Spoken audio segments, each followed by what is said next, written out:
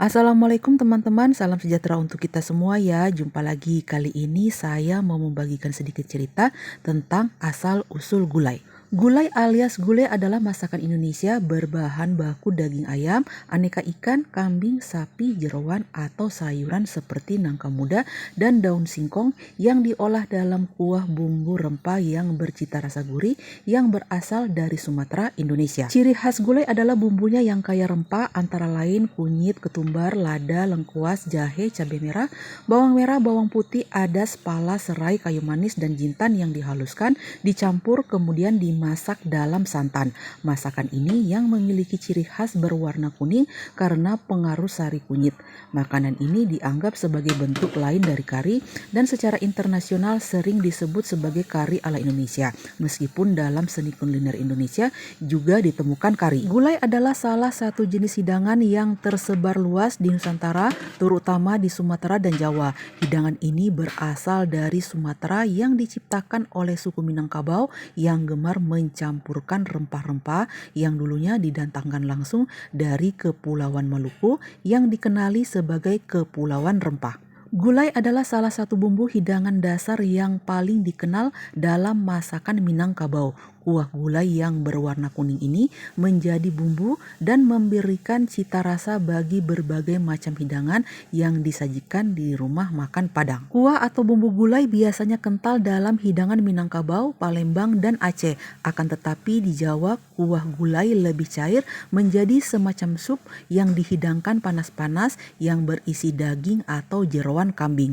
Gulai biasanya disajikan bersama nasi panas, akan tetapi beberapa resep seperti gulai kambing dapat dihidangkan bersama roti canai. Indonesia memiliki beragam makanan khas yang lekat dengan kebiasaan bersantap masyarakat tanah air. Sebut saja nasi, sambal, kerupuk, hingga minuman seperti teh atau kopi. Selain itu, makanan di negara kepulauan ini juga tak bisa lepas dengan sajian gulainya. Coba saja lihat di Padang, aneka gulai bisa kita temukan, mulai dari gulai sayuran seperti gulai nangka atau gulai buncis, hingga yang berdaging seperti gulai ayam dan gulai kepala ikan. Bukan itu saja, daerah lain di Indonesia pun masih memiliki jenis gulai lainnya. Lalu bagaimana sebenarnya masakan kaya rempah dan santan ini bisa masuk ke tanah air?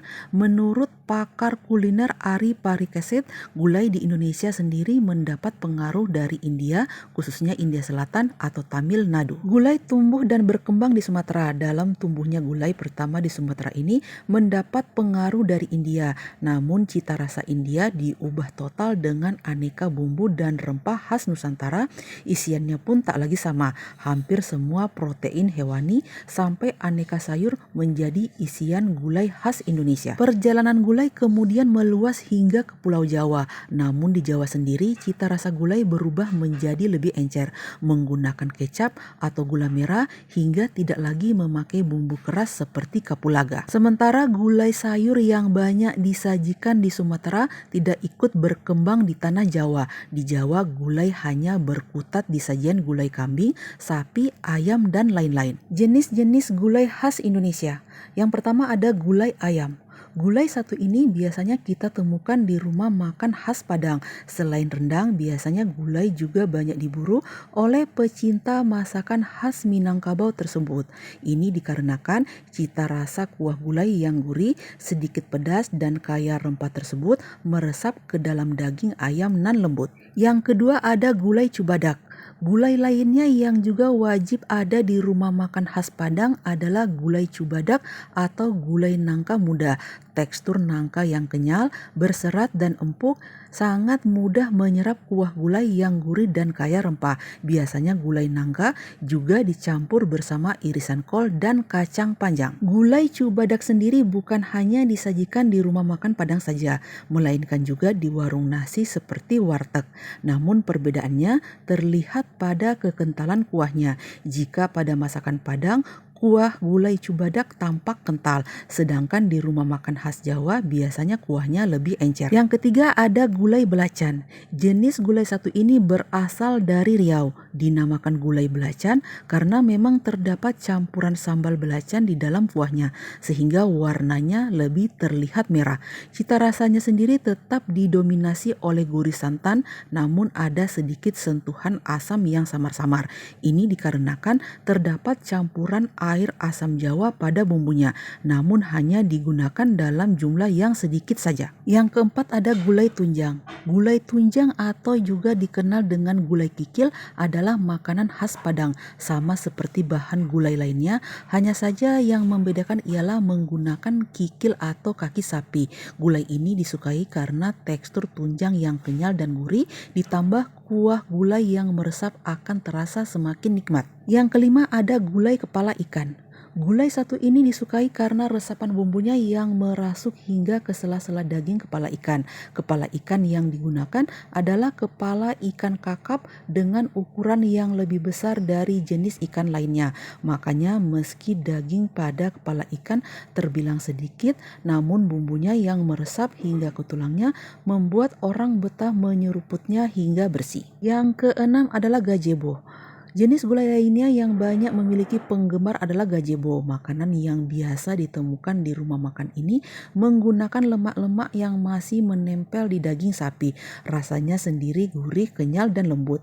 Biasanya kuah gulai gazebo agak lebih kecoklatan dan sangat kental dengan lapisan minyak merah dan bumbu cabainya. Yang ketujuh ada gulai pakis. Selain gulai Cubadak atau nangka muda, sayuran yang juga sering digunakan adalah pakis. Daun ini oleh masyarakat Padang juga sering dimasak dengan kuah gulai yang berwarna lebih putih jika dibandingkan kuah gulai pada umumnya. Rasa pakis sendiri renyah dan berserat kasar, namun jika sudah dicampurkan kuah gulai maka akan lebih nikmat. Gulai pakis ini biasa disajikan sebagai pelengkap dalam hidangan lontong sayur ala Padang. Dan yang kedelapan ada gulai cempedak. Sama seperti nangka, buah cempedak muda juga dapat diolah menjadi sayur dengan campuran santan dan berbagai rempah-rempah.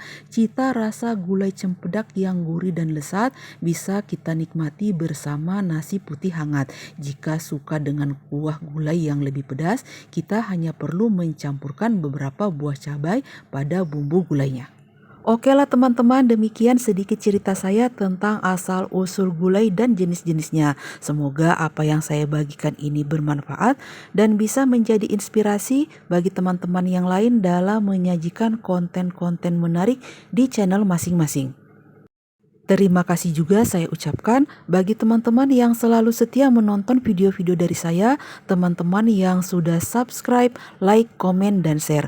Semoga kebaikan teman-teman semua dibalas kebaikan juga oleh Allah Subhanahu wa Ta'ala. Sampai jumpa di lain kesempatan. Wassalamualaikum warahmatullahi wabarakatuh. Sayonara.